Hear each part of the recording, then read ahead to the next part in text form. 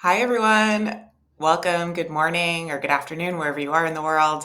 I'm Jenna Turner, longtime friend and collaborator of Jenna Arnold, and thrilled to be here on the Land of And for our His Money stream, where we talk about all things men and money and men's money stories, those of men in their lives, those of their own, and what money means to men in society today, and what we can learn and how we can all work better together. So I'm thrilled to be here with my new friend, Johnny. Johnny is a digital marketer, and I'm excited to talk today about to get to know him and his stories. And also, he's a huge uplifter of authors and books and ideas, which is very important to all of us here at the Land of Anne. So, welcome, Johnny. Hi, thanks for having me. I appreciate it. Yeah. So let's dive right in. I want to know, how do you make money? What do you do? How do you make money? All right. So right now it's mostly consulting. Um, I've done, I've made money a bunch of different ways, and consulting is my favorite just because it allows me to be in charge of my time. Um, when the client allows me to be in charge of my time, but it's all about boundaries. And the first time I did consulting before the digital marketing agency, I was not good about boundaries. And Same. after 10 years of digital marketing with Digital Natives Group, the company that I was with, uh, I now know how to set boundaries. So, mostly consulting right now. I've been doing a lot of time volunteering, and I am very, very lucky that my wife has a great job.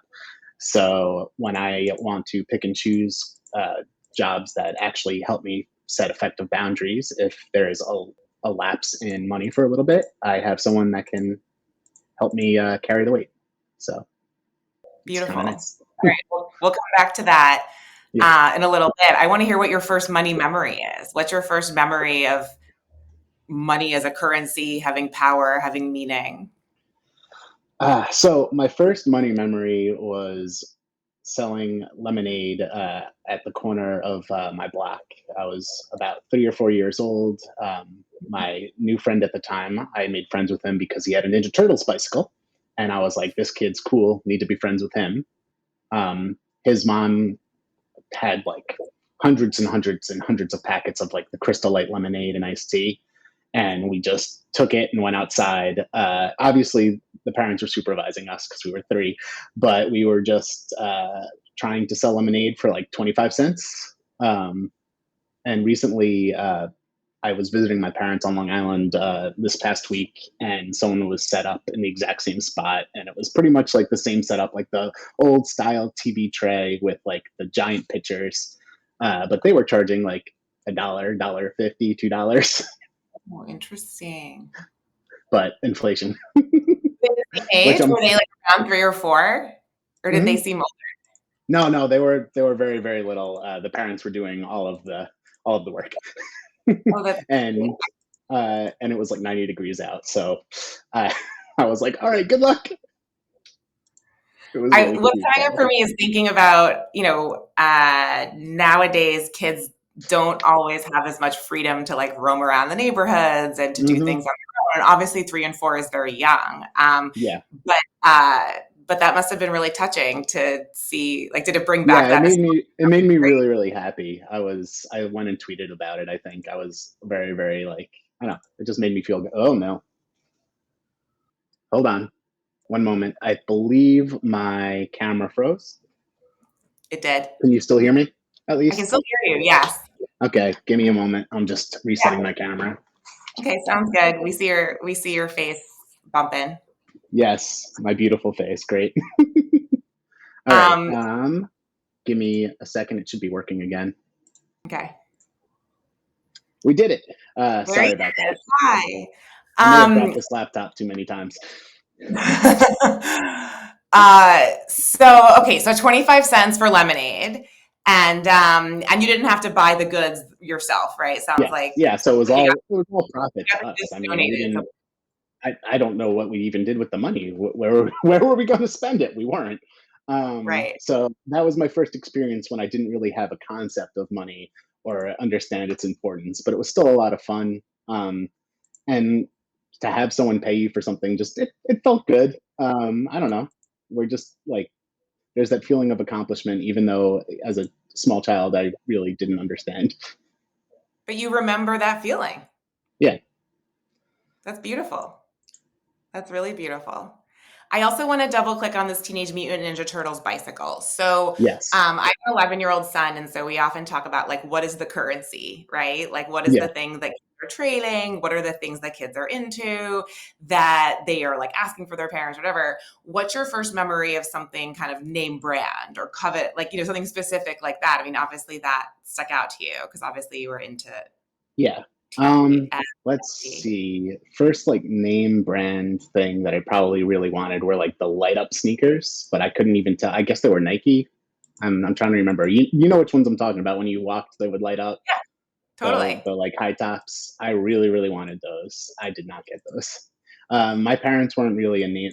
My parents like the store brands. They're big at they like Kirkland and we had Wallbounds at the time. I'm trying to remember what their brand was, but like I honestly my biggest argument about like store brand versus like name brand was probably about cereal when I was a little kid. That's where I'd get in the biggest argument because I'll be like, it's not the same. These aren't Fruit Loops, and I would be so upset. And I still stand by they were not the same. Sometimes you can get like a store brand that like is spot on, and well, I think they were like fruit rings was what my parents would get instead of Fruit Loops, and they were not good. I'm trying to get the chat here. For some reason, the chat's not showing up for me in the same screen as this stuff, but I will, I'm going to make this happen. Here we go. Okay. Sorry. Um, uh, okay. I want to make sure that we're integrating our friends in the chat. Yeah. My kids make bank when they sell lemonade, right? Because people are just like, yeah, people hand over our cash because they're like, here, kitty, I want to make your day. I want you to feel a sense of accomplishment. I want Yeah, you to have a core money memory of feeling supported and the ability to earn and make your own money. I love that. yeah, Um, uh, so okay, so you grew up in Long Island and now you live in New yep, England, correct. right?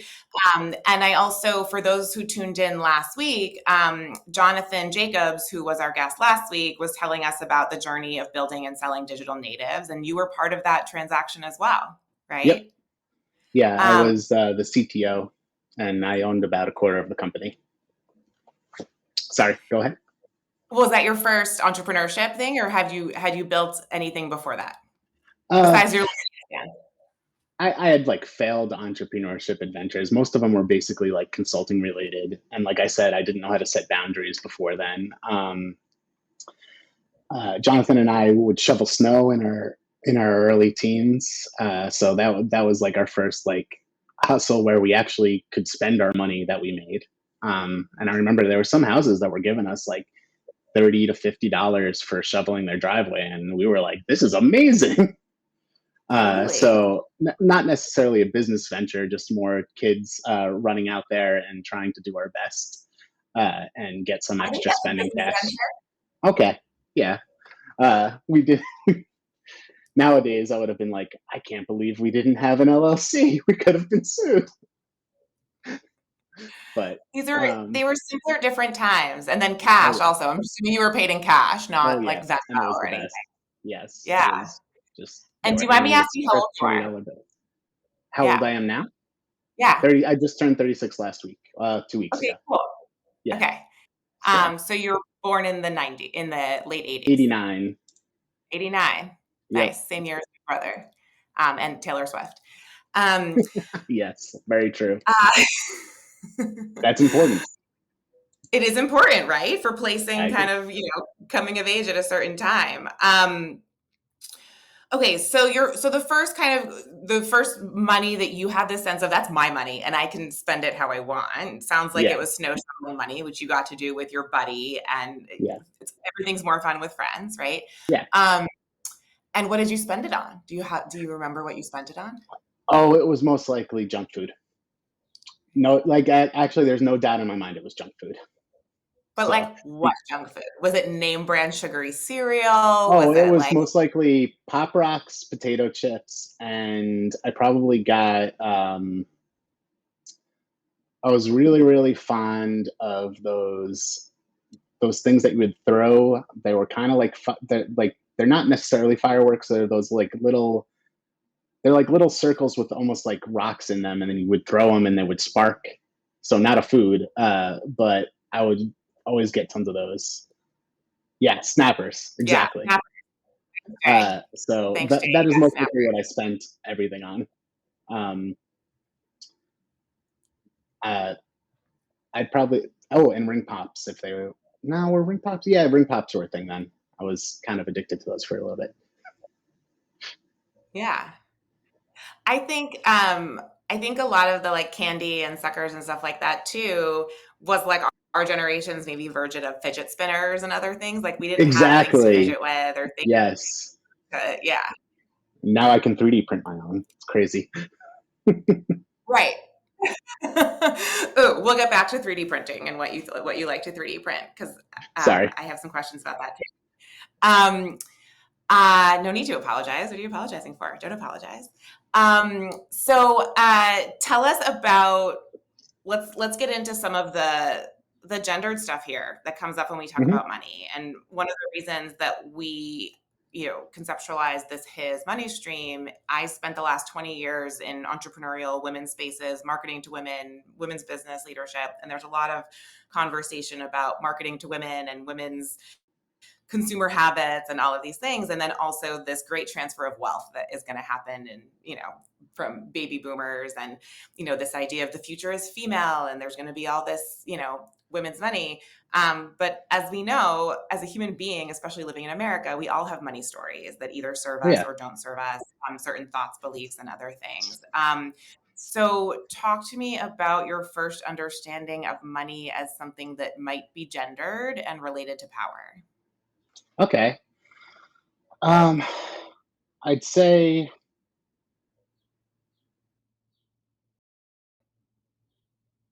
I'm trying to think.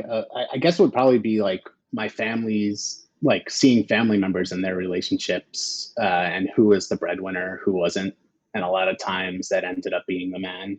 Um, with my parents, it was split a bit more. My mom was a special ed teacher on Long Island, and that pays for teachers. That pays a lot better than elsewhere in the country. My father worked on oil tankers, so he would be gone about 2 months at a time. He was a chief engineer on them.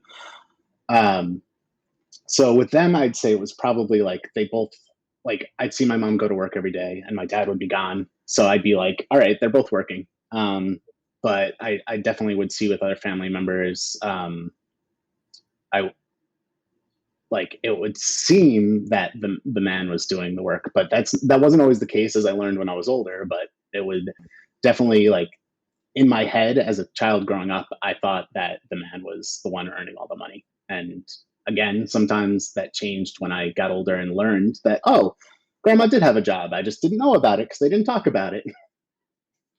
Right. um, so those were probably my first experiences with seeing the difference between money, power, and gender. It definitely seemed like the men held the purse strings, in terms of like when money was spent, even if it was equally earned. And it didn't seem like any of the women were challenging that or had a problem with it. And again, I was a child, so like I had no real understanding of like maybe they did have a problem with it. They just didn't. They probably were trained to not talk about it or not mention they had a problem with it, even if they did. So I'd say in terms of work for myself when I was entering the industry in IT, there was a lot less women. At least when I was going to school, there was maybe only one person in my graduating computer science program that was a woman. Um, and I think that probably had a lot to do with the culture in the world and how things were shaped. I felt like at times we would assume that they knew less, even though that wasn't the case. And that attitude probably deterred other women from joining, which is really unfortunate. Right. And I'm I see in the chat someone had a question. about how I could tell that the men held the purse strings. It was just a matter of like snide comments or like, "Oh, you're spending all my money," like things like that. Like, Yeah. Any other examples? Like any examples of snide comments? Like that's such a classic one, like, right? Oh, she spends all my money. Yeah. yeah, my memory is not the best. I with programming, I kind of let a lot of non like what I see as not important, I kind of just let slide right out of the brain. But I would say in terms of when we were when we were going shopping, maybe I could remember conversations about like, oh, we don't need this, we don't need that. Like, why don't we just like my dad kept his car until like it was falling apart. The first car I remember him having, he just did. He doesn't like to spend money. He spends it on important things. Like he always kept us fed, safe, and things like that. And so did my mom, because like I said, she was earning probably just as much. Um, but he definitely doesn't like to spend money, which is probably why he has a good amount of it. So, but uh, I can't think of any But there was specific comments. a kind of saving instead of spending was Yeah. how it that you should save, Yes. save, save. Yep. Ah, yes. Um, oh, yeah, something must be up with my internet. I can see what's going on here. Um, hmm. Should I refresh? Other things using bandwidth? Let's see. Do you care if I take the Placement. question from chat while you're figuring out your camera? Please do. Okay. Please So I do. see, Kieran, what do you think about more women getting comp sci degrees as the job market for those degrees is trending down and there's fewer and fewer opportunities? I think, well, I'm still glad they're getting those degrees because I think there's going to like I know it's trending down, but I think there's a lot of people assuming that AI is going to be like taking over that space. You need to still know how to program. You still need to know computer science in order to be the person training that AI or working with that AI. I notice a lot of times AI will get you like close to being there, and then all of a sudden everything will break. And if you don't have a computer science degree, or at least, I mean, I'm kind of a believer in like you don't necessarily need a degree. You can learn this, and like especially tech stuff, it changes all the time. You can always learn it, but I think that the need's going to trend up again eventually after people realize that these jobs can't be replaced by AI. But yeah, it's not necessarily about like I'm glad to see more getting degrees, even though the industry's technically trending down. But if people are afraid of spending money on a degree, I would say, especially women, like I think women have a better ability to learn, in my opinion. At least I've seen a more willingness to learn than men about new things, and Hmm. I think they could probably hop online and take some online courses that are free and be right there with me because tech changes all the time. So if you're trying to learn something new, like just go for it and you're going to probably be just as up to speed as someone that's been doing it for 20 years because the technology's just evolves so fast that if you don't keep up, you're going to be behind. So just learn the new thing I, and go for it. I heard something recently that the half life of skills has gone from like 6 years to 3 years to now a matter of months. Oh, I'm taking a new online course every month just to stay sharp, and it's really cool because I'm loving the new technologies emerging. I That's why I chose IT and tech. I love learning. I don't like traditional learning necessarily, but I love learning. So I 100% agree with you on the half life of learning new skills. Like it's outrageous. Sorry, I'm just reading the Am I chat. pixelated? I want to make sure everyone in the community is seeing me. Am I less pixelated? Can I get like a thumbs up or any sort of Johnny, can you It's see like me okay? a little better, but it's still pretty pixelated. Dang. Um, What's going on here? I I'll don't try know. one other Wi-Fi Someone was network. asking about the Um, mohawk. All right, hold Yeah, I on. was gonna say, 'cause I wanna know, I wanna see the mohawk, and I also, this is obviously a core part of your identity and part of how you, I don't have show any up in the world. product in it right now, so it's not necessarily the best, but it's a How pretty. long have you had this? Let's see. I started growing it in like 2021, and it took a while to get where it needed to be. I had it. I would say it was a decent size by the time of my wedding, which was a fun argument with my mother. Love it.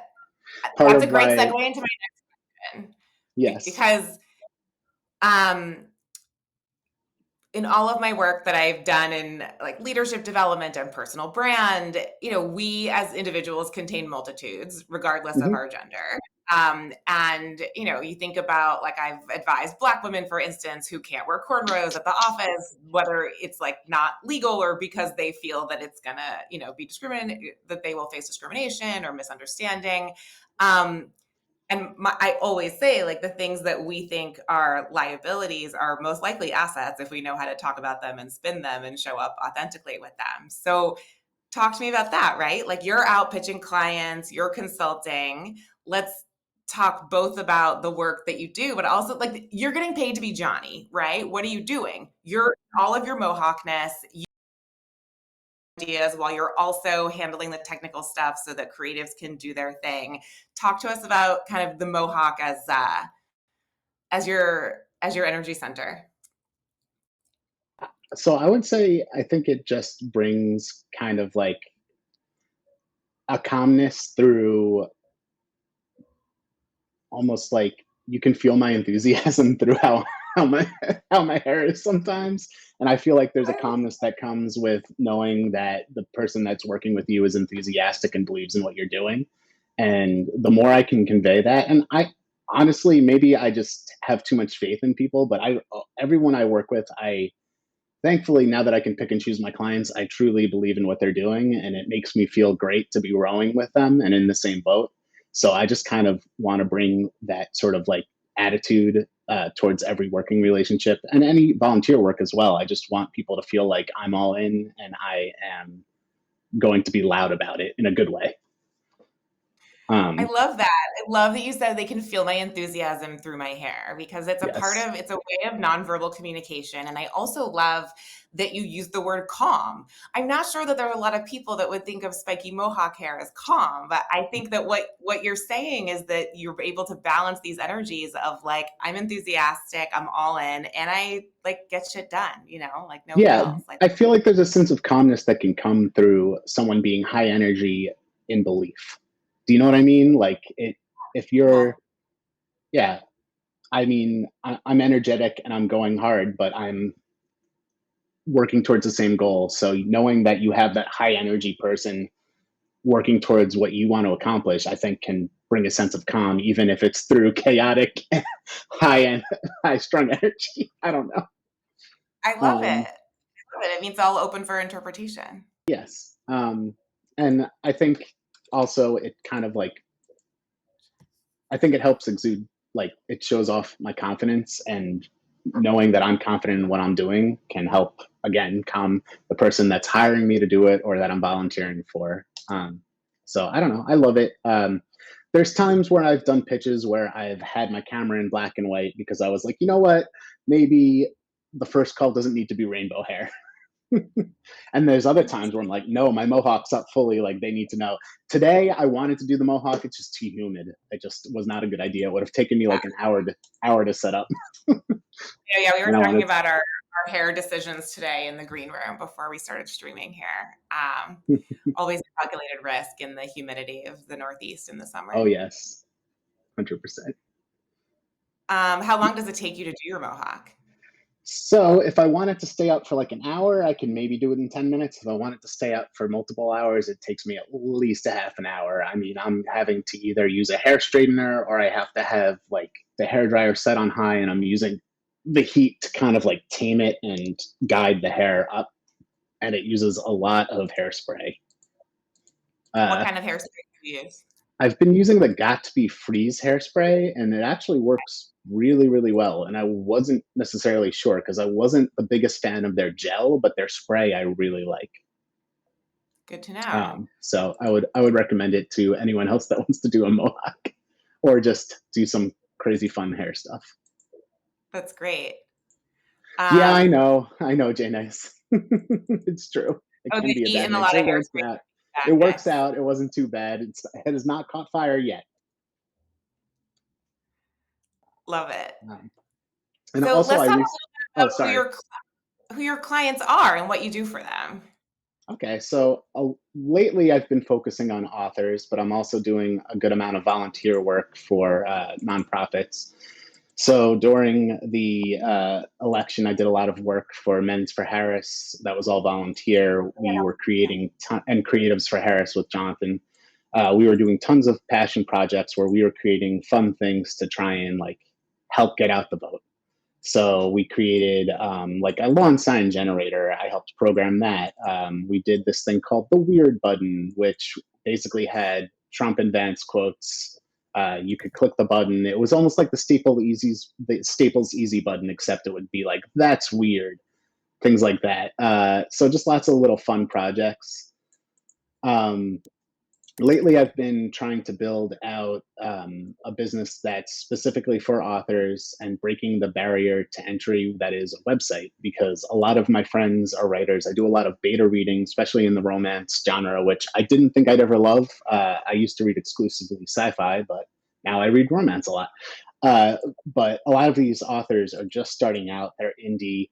They're maybe lucky to break even their first year, probably going to lose money their Are first they year. getting real publisher deals? Are they getting I have, advances? yeah, yeah, Okay. some are, but not all of them. A lot of them try and go indie first, and then, like for instance, the first website I did, they were indie when they started. Now they have a 3 book deal with St. Martin's Press, but they were indie when they started, and when they started, they had family, kids. They didn't really have money to be spending thousands of dollars on a website. So my goal is I want to make something that's like $100 to $200 a year. You could pay monthly. That way, it's not one big wallet hit, and it's automated, but not like you get to basically like fill out a questionnaire and get the site you need, but it's going to look unique. So that's what I've been working on. It's still kind of in beta, but I probably have about 15, 20 sites on it now. And I've been getting really good feedback and building it to be like the product I want it to be. So I'm excited. But the real goal is like, I recognize that this isn't going to be my sole source of income. The whole point of this is to actually just make it easier for authors to get websites. And Totally. I'm very fortunate to be in a place where I can afford to kind of slow play that and not have it be profitable right away. Sorry, go ahead. Right, because you want to scale it with intention. It's Yep. so important. So for so many really, really, really smart, interesting people, it can be this like small barrier. It's just like I don't even know where to begin, right? And just because you Yeah, have great ideas doesn't mean that you're digital native or digitally fluent or able to get outside of your own world to see what's interesting about what you're doing. yeah. And one of the things that I would say is a lot of people are faced with, they're like, oh, I'll do Wix. That's only $200 a year. It's not, it's a pain because if you don't funnel them, you get decision fatigue. So my whole goal is, yeah, it's going to be probably the same amount as Wix, 100 to 200 a year, but you're going to be like funneled properly. You're not going to have to make all of these hard decisions about where am I placing this? Where am I placing that? I'm going to make sure your buy links are at the top of your book pages, because every time I see someone that did a site themselves, their buy links all the way at the bottom and someone has to scroll to it. I'm like, no, no, I'm not going to give you a choice. You have to put your buy link at the beginning. You want people to buy your book. Just things like that. The whole point is for them to be confident in what they're getting and not have to like worry. Eventually I want something where someone can give me their Amazon like author link and I can build a site based off of that. I don't know how realistic that is. That's what I want to accomplish. I don't think Amazon will technically let me, so I need to figure out how I can legally pull all of that data without pissing anyone off. but but I mean, there's so much information there, from the author bio to the book descriptions to the artwork on the covers that I could technically pull enough information to build out a site in terms of like what's their brand, what's their color scheme, what like. Let's do it for Jenna's book, Raising Our Hands, about white Ooh, women okay, taking our position on the front lines of social change. I'm sure awesome, yes, she's happy to be a test case. Yes, look at that. We're on awesome. the same wavelength. Tell us about I'm the in. I'm nonprofit happy to help.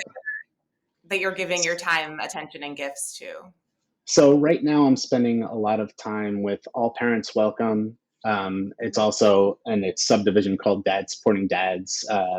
Jonathan had recommended I work with them a while ago, so I have been helping out there. We launched 2 sites over the course of May while they're out there pitching and looking for funding. So the sites are still new, still ironing out some of the kinks, but I'm pretty proud of them. We got them up fast, and I think they look pretty nice. So I'm kind of happy about it. That's Um, great. Last I heard, the All Parents Welcome WhatsApp was like over 1,500 dads. Is that right? yeah, yeah, they're growing and growing. It's really really awesome. I'm really excited to see what Kevin's been doing with them. He's pretty awesome. Um, Yeah, it's worth saying out loud too, from my vantage point in men's community building and dad's community building. All Parents Welcome is the coming together of Fathering Together and a few other initiatives, City Dads and others. Men collaborating to build something bigger than they can individually. So it's awesome, and I'm excited to also be in their corner. And they're very active in Bowie's Club and the other men's initiatives that I do. So Yeah, and I basically told him I'm like, look, I'm happy to keep working for free. I love this project. So as long as I'm bringing in money elsewhere, I can volunteer my time. I don't mind. I'm happy to. It's a cool project. Yeah, so I'd say that's the main one I'm focusing on right now. Jonathan Jacobs and I have a couple things in the work as well. I'm sure he's talked to you about the Inflection Points project, which I'm really really excited about. So that's going to be something I'm putting a lot of time into as well. That will be unpaid for now as well. So yeah, we'll work together to get that funded and to get that paid. Inflection points can range from divorce and death and other things, to losing a job, getting having realizing that something you did was cringe, and sometimes sometimes people get canceled and all of a sudden they realize, in one way or another, and then they realize like, oh, okay. So yes, I love that you are embarking on inflection points. What have been some of your inflection points personally, in your life, especially when it comes to uh, money? so I mean, honestly, my biggest one was when I was working a corporate job out of college. I and this will probably go back to one of the things. Number 14 on your question list was, what do you think is more important to men than money? And I wrote, like in my notes, I was like, feeling valued. Feeling valued is more important. And how much money you make shouldn't necessarily uh, correlate to how valued you feel, because there's so many ways to bring value. It's not just about money. But at the time I was making a really like out of college, I was making a great salary. I was doing IT for a corporate company, an insurance company, and I didn't feel valued. I was making money, I was paid accordingly. I'm like, oh, I shouldn't have any problem with this. But like something I was working on the first week when I took the job, when I quit a year later to start Digital Natives with Jonathan, um, it finally went into production. So the work I was seeing just wasn't being used in a timely manner, and I just felt like I was talking to I was just starting to date my wife at the time. I was talking to her how I was like, I just don't feel like I'm contributing. Like they have nothing for me to do here. It's great they're paying me, but like I want to be doing something. Like it doesn't necessarily have to be life changing, but I want to be doing something where I feel like I'm making a difference, even if it's in some like corporate way, just something. And I just wasn't getting that out of that job. So that was a big inflection point for me, especially because I had to take a very big pay cut to start a new company and eat lots and lots of ramen. I mean, I'd say like I went from 60, 70K a year to like 12K a year for that first year where we were starting out. Like it was a rough first year. It was worth it, 100% worth it, but it was like I I was fortunate enough that I could place feeling valued over money, and I know that not everyone's in that case, in that place. Part of it was I was able to save a lot while I did that year at corporate, and also I had an internship before that that was paid. But it just that was a very big inflection point for me, and I'm so glad I made that decision because I think I would have been if I had stayed where I was, I would have been in the worst place. So I'm very lucky that I was fortunate enough to be able to prioritize feeling valued over money. Yeah. Yeah, exactly. You can be continuing to make money, but feeling less and less like yourself, less and less like you matter, less and less like your gifts are being appreciated for what they are to the world. So, yeah, Yeah, I and think we've it all can become seen. very disheartening. Yeah. Where did you learn that? Is that something that you felt intuitively and innately, or is that something that did you ever get advice or anything that made you think about that differently? Because a lot of men, especially up until maybe they have children or they're older, are like, go, go, go, go, go, money, money, money. I think some of it came from privilege. I had a very good safety net, so I was able to place more value on like actually contributing. Also, I just as someone that likes to learn, I don't like doing the same thing over and over again. So I got very, very bored very quick. And I think some of that's a product of my ADHD. So I don't think it was necessarily advice I was given, but more just like a culmination of things that led me to the point where I'm like, I want to be doing something that actually gets used, that I can actually see. When we did Digital Natives Group, I was seeing things that I worked on last week going live for a website the following week, which was maybe a little too quick. Uh, but it was still really cool. And when I was working on All Parents Welcome this past month, we got that up really quick. But it's so cool to be able to point out, like, hey, I worked on this. Hey, I'm helping. Like, I want to feel like I'm doing something and creating something. And the more I can do that, the better I feel. Even if I'm working harder, it doesn't necessarily matter. Even if I'm getting paid less, it doesn't necessarily matter. And again, I recognize how fortunate I am to be able to say that. I did a lot of investing and saving, and I'm in the place. Again, my wife has a great job, which is friggin' awesome. It helps, and it allows me to place more value on being able to contribute than necessarily bringing being able to contribute monetarily. Yeah. It's interesting to me that you grew up in a dual earner household. You have your perspectives both then and now on what that might have actually looked like in terms of, I'm sure your mom was working and then also doing a lot of caregiving at the home, especially if your dad Oh yeah, was traveling. yes, But I wonder if I in praise terms, her. I'm so impressed by her. I was a handful, still am. yeah. Oh, keep going. Gloat on the mom. We like to use a lot of time on the His Money stream to love on moms. So No, she's a tell great us a little more. yeah, she's a wonderful mom. I wish I didn't argue so much with her when I was little. I'm just someone that always likes to know why, which I'm sure was very like putting that into perspective. Like she didn't have anyone else to be like no. She had to be the person saying no all the time. And I know sometimes in even when fathers aren't gone, there's plenty of households where the mom has to be the person saying no anyways, which really sucks. But she had to be the one because my dad was on a boat. He can't tell me no. He's, so I give her a lot of credit. I was a brat. Um, I think she always like I'm always quick to say I love you and give her a hug. So I hope she knows how much I value her. But it's still it couldn't have been easy raising me. So I'm very lucky. Yeah, it's a through line of your curiosity for sure. Um, it sounds like you are very acknowledging and happy of, your wife is the breadwinner right now.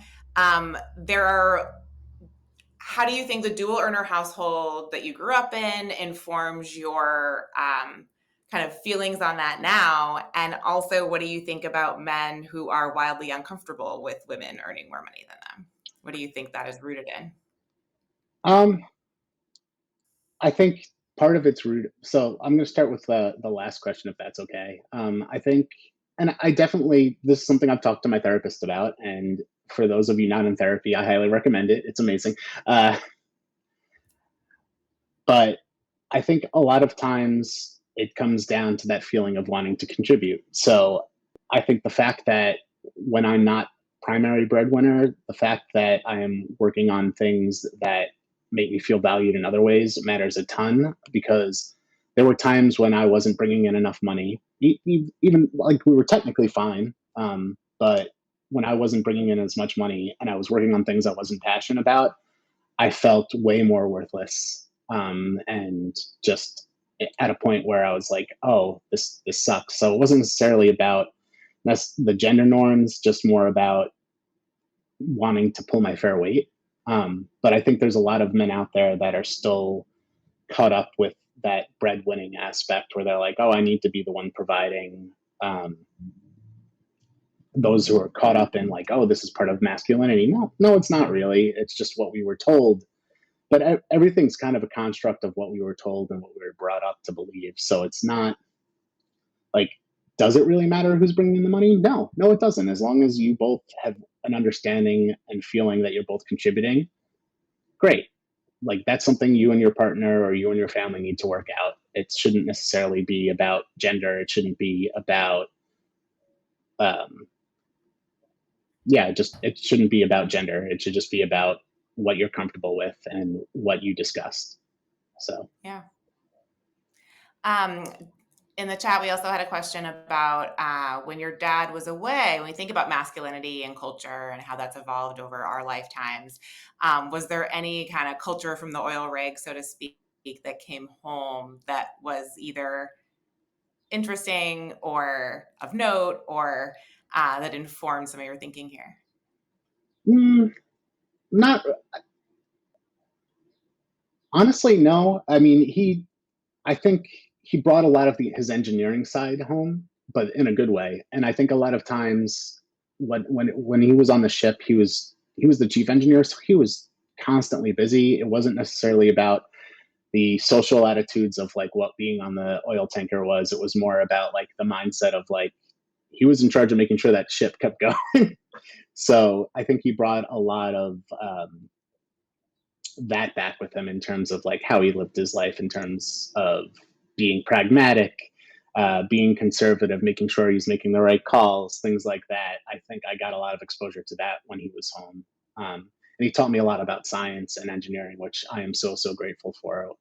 He would bring home different things from the ship, either circuitry or things that him and his buddies would work on when they had downtime, and he would show me it, and I'd get to learn. So it was pretty cool. Um, he retired when I was about 10, so I'm trying to think, partly because I like begged him because I was tired of him leaving, which I was a brat. I didn't understand like, hey, maybe he should be working. Like I How just did was like, you say no, he it? should I be guess home. what's the meanest bratty thing you said? Like, what do you remember saying? I I don't think I was a brat in terms of neediness, not necessarily a brat in terms of like I wasn't like a jerk being like I hate you or anything like that. Would I think I would beg him not to leave when he was trying to like go to the airport. I'd be like, "No, don't go this time." And I'm a kid. Like I thought that he could just not go. No, that's not how life works. He can't just be like, "Nah, maybe I won't go." You're right. Um, but I'd say when I was like 9 or 10, I think I just started getting worse and worse about like being like, "Hey, don't go." And then, of course, by the time I was a teen, I wanted to be out all the time. And it's like, did I really make him retire just for me to want my independence? A couple of years later, I feel bad. Yeah, I do have guilt about it. Someone in chat said that. Yeah. I also think it's So beautiful that you felt comfortable articulating that. Some kids, boys especially, don't feel comfortable saying, I don't want you to go. I miss you and I want you to be here. So there's, here in the land of and, we talk about both and. yeah, yeah. I mean, I I'm sure part of that had to do with being an only child and raised half the time by my mom, made me more comfortable with things like that, I guess. But I still feel feel guilty about it, and I'm sure like he really enjoyed like He was in the Merchant Marines. He went to a maritime college. I'm sure he very much enjoyed his time on the ships for all of the things he got to learn and do. Like there, I'm sure it was very fulfilling of a job. So I do feel bad about being such a brat about it, but I was still glad that he retired when he did. Which again, like he was on oil tankers from about age 20 to 50. So he was on them for a good amount of time. And before I think before I was born or before he met my mother, he was on 6 months on, 6 months off, which is outrageous. Yeah. But, Wow, what a life. Did he ever talk to you about what that was like? yeah, Is he he still does with from us? time. Still here? Yeah, yeah. Yeah, he talks about it from time to time. Not as much as I would like. I'd love to hear more stories. He has videos that I need to like go through and be like, hey, can we watch these? And I'll turn them into like DVDs or a Blu-ray or something, just so they're preserved. But I just remember there's one video that I have a distinct memory of. They were in a storm that was like so bad that when they got out of the storm, they started playing like a Mickey Mouse soundtrack in the engine room because they were so happy to be out of the storm. It was like Oh, ridiculous. So 'cause it brought them back to, like, simpler times, or it was joy? Like, what's your yeah, takeaway? just joy. And then as an adult, going back and thinking about that video, I'm like, they probably thought they were gonna die. Like some of these, like I mean, they were like that job was a lot more dangerous than I realized as a little kid. So Yeah, Jenna's also saying that tanker folks make bank. I mean, oil and gas are indeed huge industries and industrial yeah. complexes, so um, we never discussed what he makes, but I knew he made enough that he wouldn't discuss it. So that that usually means he probably did well. Also, the fact of the matter was before he met my mother, when he was doing 6 months on, 6 months off, he didn't have cost of living. He saved all. He right. could just save it. 6 months of pure savings, like that's. And then when he was home, he would live with his mother. Like I'm sure he made so much bank and was able to save so much because of that. Like, and where are you going to spend your money? Especially this wasn't the time of the internet. You couldn't buy digital content. Like he's on a boat. He can't do it, but can't spend it. So it's not just the fact that he could save that whole time, but he couldn't spend either. Like just yeah, I'm sure he did. That's probably why he could retire at 50. And I know he did a lot of investing. And when he did retire, he spent just as much time working on his portfolio, investment portfolio, as he did on the tanker. So You know the kinds of things that he invested in? uh, he's he is very big on diversification. So I know he was invested in. I know when he retired, he got probably some Exxon stock. Um, I know he was invested in Microsoft, AMD, just a lot of. I think he kind of spread between REITs. Once REITs became popular, he got very into them and kept on telling me I needed to. Uh, but REITs, oil, tech, solar, just he likes to diversify and hedge his bets. I know he has money probably in silver and gold as well. Just likes to. I think one of the early 2000s like stock like crashes had him diversify way more. I think he was like, oh, that was not good, we're gonna change my strategy up a little bit. Um, And yes, yeah, uh, always a well, good bet. comment REITs, it's REIT, it's Real Estate Yep, Investment Trust? yep, Yeah. that's it. Which um Which I is haven't not, it's really. like it's not investing in a specific real estate property. It's Yeah, investing in like a portfolio that has real estate in it, is my understanding. yep, that's honestly the best explanation of it. Yep, a portfolio of real estate. So there could be things like malls in there. There could be things like condominium complexes, hotels. Any of those can be parts of REITs. A lot of athletes I know invest in REITs. I mean, Do it does make personally, sense. you put money in the market, or do you have, how do you invest? So yeah, I'm in the market. I tend to stick to a lot of tech stocks, which again I need to diversify more.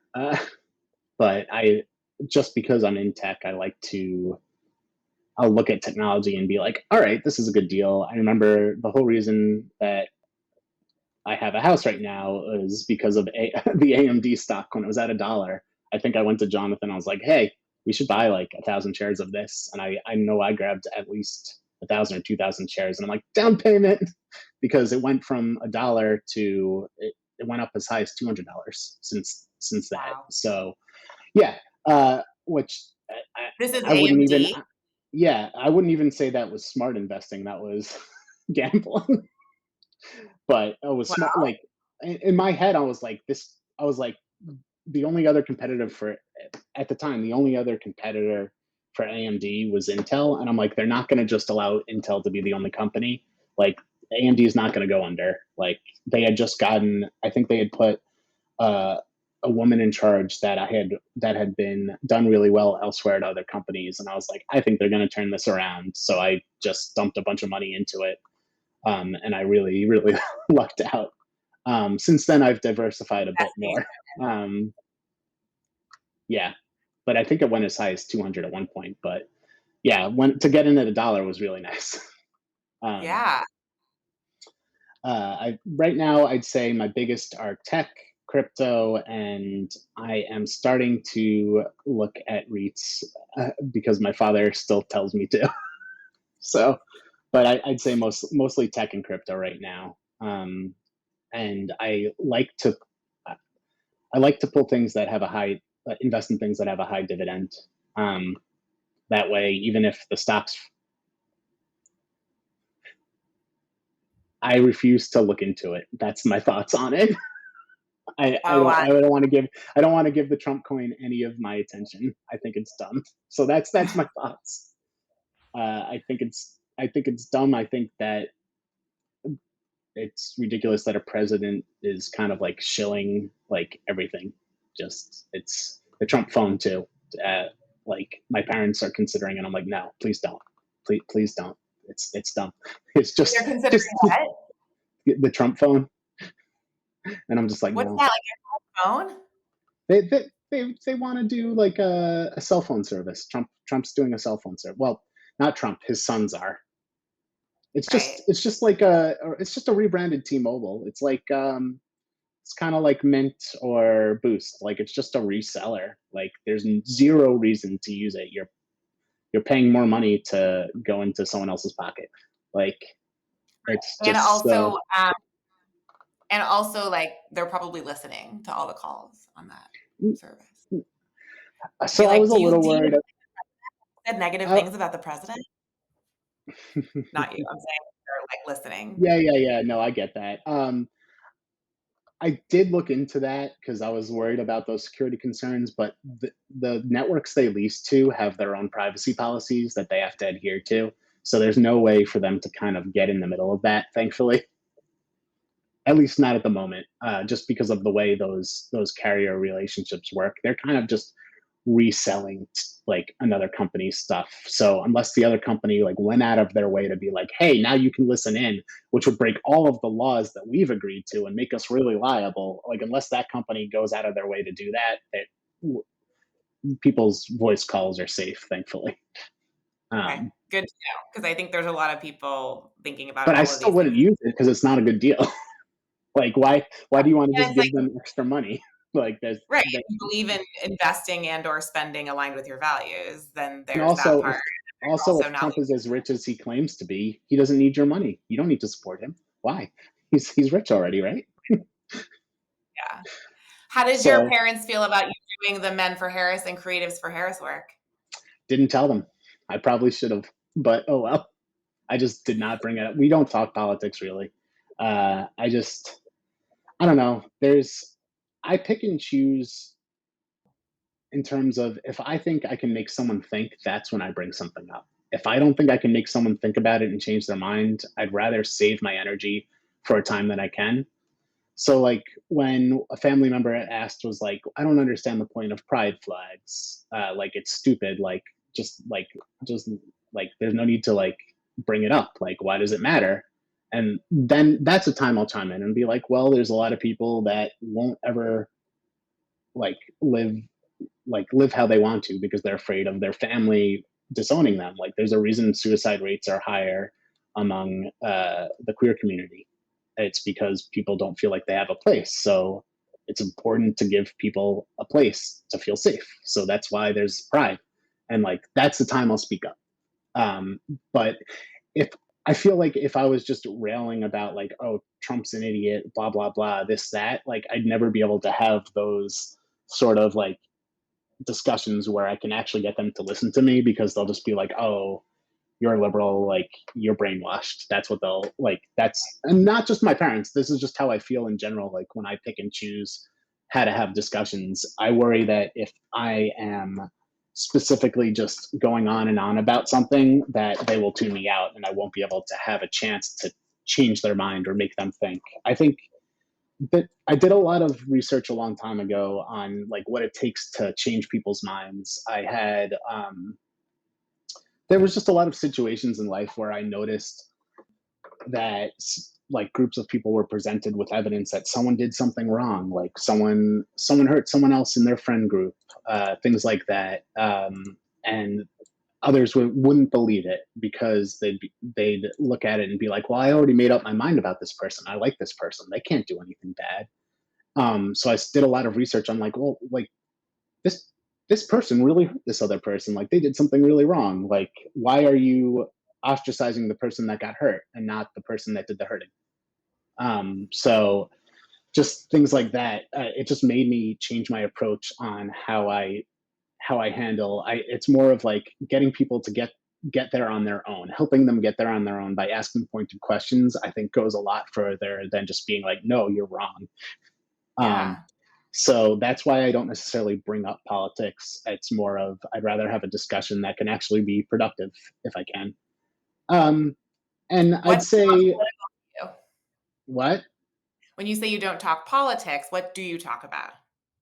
Okay, I mean talk talk about science, music, sports, things like that. A lot of times with my father, I talk a lot about hockey. I'm a big Islanders fan, so we end up talking about that a lot. Lately, I've been doing like music and painting, so I've been sharing that with them. Uh, I started taking vocal lessons, so a lot of times, which I feel bad, it's a lot of talking about me, but they also like hearing about me because I'm their kid. Thankfully, thankfully they Yeah, have to listen to me. child. I have an only child. I want to hear all about him. Yeah. Yeah. Especially when I was younger, I would be like, ah, nothing's new. So I'm sure they're happy to actually hear about what's going on in my life because I want to talk You're about it now. making music and making art. Yeah. Tell us So, more about like, that. so I have been playing guitar since I was like 14. Um, and about a year or so ago, I was like, I want to start doing open mic nights. I don't mind my voice, but I'm not necessarily like super confident in it. So I started taking vocal lessons through. You ever hear of like School of Rock? It's like Yeah. they have like yeah. So they have adult ed where you can just take music lessons for I think it's like 200 a month, and then for an extra 50 a month if you want to be part of the adult band, you can. So we meet for an extra 50 a month. We meet once a week and we have like a rehearsal and we're doing like rock covers and things like that. And then they'll get us gigs at bars. So like Oh my gosh. I've done 2 gigs so far. I got to play at like the Cantab Lounge in Boston, which is an actual music venue and like in front of like a bar full of people. I'm like, this is awesome. Uh, so It's thrilling, right? yeah, it's so much fun, and I'm excited for. My parents couldn't make my first 2 shows. I'm hoping they can make the next one I do. So I'm excited about that. And then for art, I just decided one day I wanted to do like one of those Bob Ross paint alongs. And I did from like April to, no, sorry, from February to like the end of March, I did like 8 paintings. And now I'm just like addicted to it. So it's definitely fun. I'm not necessarily good, but it's fun. You're doing painting on canvas. Yeah.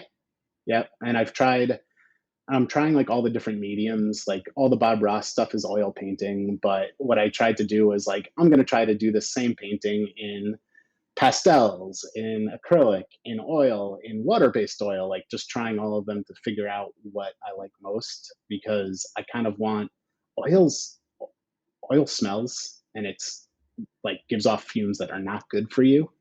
Like, so I'm trying to find like a happy a happy setup between like acrylic and some other mediums to figure out what is best to do art with. Did your dad come home smelling like oil from the rig? No, no, no. Uh, It just came to me, no, random bringing I it don't home think. when you yourself. Yeah, no. I mean, I'd probably say like there were times he would have to clean out the tanks. I'm sure he probably smelled like oil for days after that, but I guess he never did it before his trips back because I feel like that'd be almost impossible of a smell to get off of you. I mean, you're wearing like a hazmat suit when you're in there though, so maybe it like you have to wear a respirator too. Like it's not Totally, like the, yeah. totally. Um There's a lot of folks in this community who are at this intersection of creating music and art and also figuring out how do we make money doing that, and also how do we help society as a whole value creative arts. And Jay had a good question here about like when you think about the commodification of art and creativity from your perspective and all, the intersection of those things where you sit. Talk to us. um I wish that we like in an ideal world, like we wouldn't have to commodify art and creativity. I would love that. I really would. I recognize that's not the thing, and like I'm very torn sometimes between capitalism and idealism. Like I don't know if you ever seen the movie Idiocracy. That quote, he's like, "I like money because I do, because then I can buy things that I like." But I'd love for the world to be able to um, support the arts more, where maybe like those who want to be creatives and artists could actually have the freedom to not like be a starving artist, where they could actually have a safety net and create. I think we'd have so much like we'd have more creativity and more art in the world that would be kind of like I think we're missing out. I think we're missing out on a lot of it because people are too concerned with feeding themselves or feeding their kids, which is an important concern. And they should be too concerned with that, like, because that's important. But it'd be nice if the world didn't work that way and they could, like, some of my friends that are writers, I think they're incredibly talented. If they could quit their job and just do writing full time, I think the amount of art they could bring to the world would make the world a better place and make us better humans, because I think artistic expression creates empathy and creates understanding and allows people to learn from each other. So if it wasn't a commodity and it was something that could be like sponsored by the rest of the world and the communities, I think we'd have a better place quicker. But Yeah.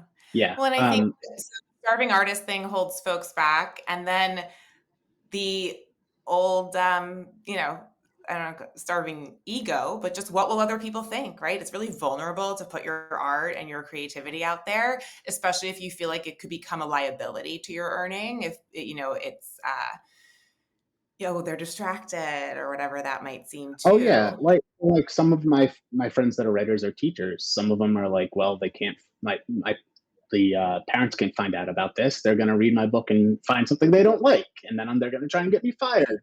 And like all of this, like it's unfortunate how those things work, and I want that to change. I don't know how it can change, but I definitely would like it to change. Like some of my friends purposely water down their work so they don't get in trouble, and I'm like, this could be so much better if you are able to really truly be yourself. Like, Right. We all do that. We all do oh, I that. know it Yeah. 100%, but it's a shame. Um, and yes, the ROI on creative work is very frustrating. I mean, like I said, a lot of that's why I want author websites to be so affordable, is because they don't even the ones that have book deals, they still have to pour so much money uh, back into marketing themselves, because publishing isn't necessarily what it used to be, where the publisher would handle all of that marketing. No, I mean that was part of why digital natives had a business. Like these authors, even with big book deals, they needed a marketing team because they wanted to actually be like make it profitable and make it a commodity. Like you can't just you can't just write a book, give it to a publisher, and be done. Like that's not Totally. how it is, which sucks because imagine those talented writers if they could just focus on writing books. I think like it sucks to have the mental burden of having to market not just yourself but market the book.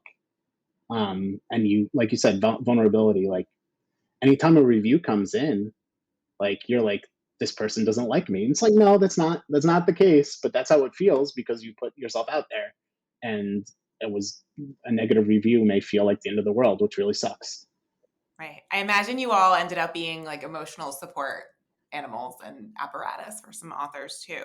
Oh Because yes. yeah, everyone feels like their publisher doesn't, going back to feeling valued and feel like you matter, right?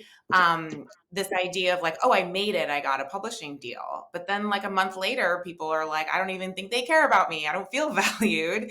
And I've even seen in the last 5 years, deals coming from publishers that like the author has to guarantee selling 5,000 units or something, which is basically like a glorified dropship partnership. It's glorified self-publishing, and Yeah. it they're just not willing to take on risks in the same way that they were, which is really unfortunate.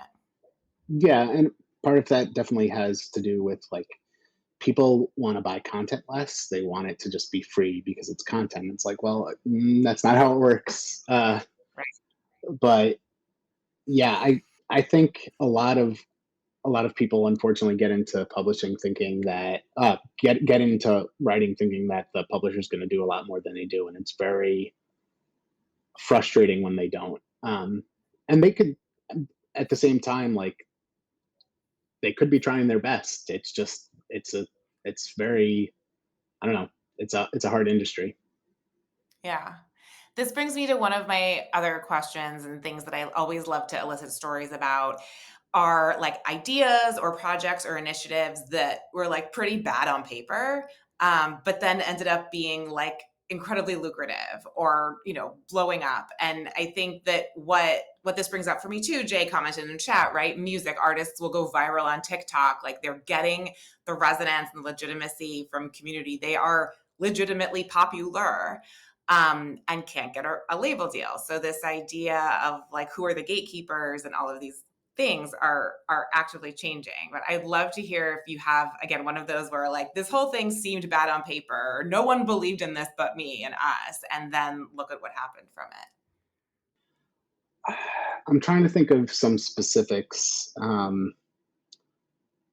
mean, honestly, starting the company felt like that for a while, especially the first few years where we were eating ramen. Um, I'm trying to think if there's any specific projects that we like really. There were some projects we kind of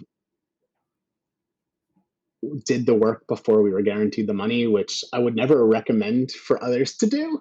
Uh, but it worked out because they saw us as scrappy and actually hungry for the work. Um, but I wouldn't necessarily recommend that for others. But there was definitely some tourism projects where we kind of like built placeholder apps within like a weekend just to earn their business because they're like, we need to pull this existing app down because it was terrible. So like there was a time I spent the whole weekend programming something just for the hope that they would give us their business, and it worked out. But on paper, I would recommend never doing that because Right.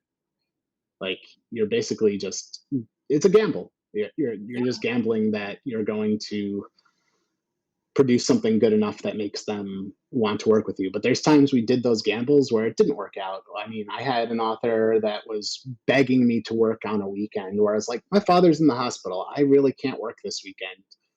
And he's like, I promise we'll give you this project if you do it. And in my head, I'm like, we really do need this project. Okay. Like, I'm like, well, my father's asleep. I can't talk to him right now. Let me just do some work. And I did it. And then he like the next week, the guy like turned around and was like, oh, I gave the project to my friend. And this was probably like 6 or 7 years ago. This is before I was trying to make websites affordable for authors. This is just when we were a digital marketing agency. But he's like, oh, I just gave the project to a friend. He said he'd do it for like a couple $100. And in my head, I'm like, okay, cool. So Yeah. yeah, there's plenty of times it's worked, plenty of times it's not. It worked a couple times in the tourism space, but the pocketbooks of tourism departments are a lot bigger than the pocketbooks of one-off clients. So I would say if you're going to do something like that, make sure that their pockets can just afford you. I'm not saying you need to take all their money. I'm just saying you need to make sure you can get what you deserve in terms of the work you're doing. Yeah, this comes back to boundaries. As an entrepreneur, that's been hard for Yeah. me, especially as a passionate entrepreneur. I've had situations where I had people who I thought we were going to do business together kind of waste my time and exploit my own resources. And then, same thing. It's like, oh, we did this other thing. And it's really dispiriting, right? It makes us feel misunderstood, undervalued. And those are Yeah. all the things that I talked about are more important than money. And you Yeah. had said also, which I relate with too, having run an agency, this idea of boundaries, right? How do you say no when when you're a consultant and you're running an agency? It's like you eat what you kill, so to Oh speak. yeah.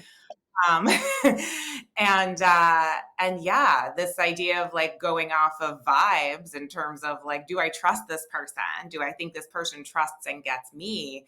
Um, is really hard. Yeah, I feel like boundaries and money are such powerful forces when we talk about them together. Yeah. And at least with the agency work, I noticed the more we again, same with investments, the more you diversify, the better off you are, because if you have that client that's 30% of your portfolio, how are you supposed to say no to them?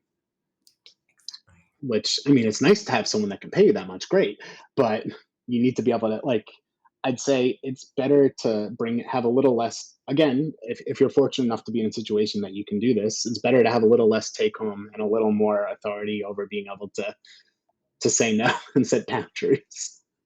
Right. And in a lot of ways, we are gambling because no one can predict the future, right? Going back to Mhm. something that looks bad on paper, but could be amazing. Going back to something that looks amazing on paper and ends up being, smoke and mirrors or Wizard of Oz or just doesn't have the stamina or sustainability to Yeah. continue. And that's one of the things that was hard for me as a running an agency is like, not all businesses need to succeed. Not all entrepreneurs are the person to do that thing. In terms of having businesses that would come to us and say, we need your help growing this business. And I learned to ask the right questions and get to the bottom of what success would look like. And is that something that we, all together can realistically achieve? It's such a work and it's Oh yeah. always on the job training because the media and marketing landscape around us is changing. Yeah, that's very true. I see. What do you want to? Oh, that reminds me of the business that closed during COVID. No one believed businesses could disappear. Right. We didn't realize that restaurants were on like a 1 to 2 to 3 week pay cycle, right? That being Oh yeah. closed could shutter a restaurant. Yeah. Um, One of the staple restaurants around here closed the doors, and I was the owner of it also runs two other restaurants, and you kind of would always see him in there. So he's a very approachable guy. So we were talking about it, and he was just telling us, he's like, "Hey, they upped our rent again. We were already like." I mean, he's like, we'd make money, but he'd be like, it would the thin razor margins on a restaurant business. He's like, you don't understand how, like, even just the slightest bump in rent would make it that much harder to, like, if we lose someone and we need to pay someone extra to cover, like, we'd be in a bind. He's like, I didn't want to do that for another year when they raised the rent again. And he closed the business after like 20 years. And I'm just, Heartbreaking.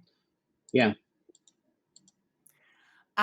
What do you want to manifest in the next year in terms of your business and the world?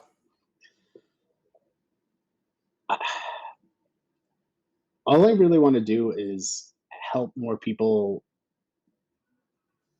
get their creative, like, help get books out there, help get my friends' books read, help get strangers' books read. I just want their messages, especially since I'm picking and choosing who I'm working with. A lot of the books I've been doing, a lot of them are like romance, a lot of them are queer romance, and I think they're making the world safer and better. So I just want those stories to get out there because I think, like I said, sharing art creates empathy and a better society. So really, that's all I want to manifest is helping those people find success. Uh, Yeah. that's what's most important to me right now, and being able to pay my bills while doing so. With again, gender norms, like I want to just pull my weight. It's not necessarily about that I'm the man. I just would like to pull my fair share. That's all. Yeah. Well, yeah, I think one of our themes today has been about diversification of ideas, diversification of investments, diversification of ways to make money and to bring your impact into the world. So this has been awesome. Thank you so much Thanks, for John. having me. I really appreciate it. I had a great I look time. forward to more collaboration and inflection points, more stories, you and convo with you and your dad. Maybe we inspired a new series or part of the inflection point project for you and Jonathan. And of course, I'm always here to support in those things. Awesome. Thank you again. Yeah, absolutely. To be continued. Have a great week. Stay cool. Thanks.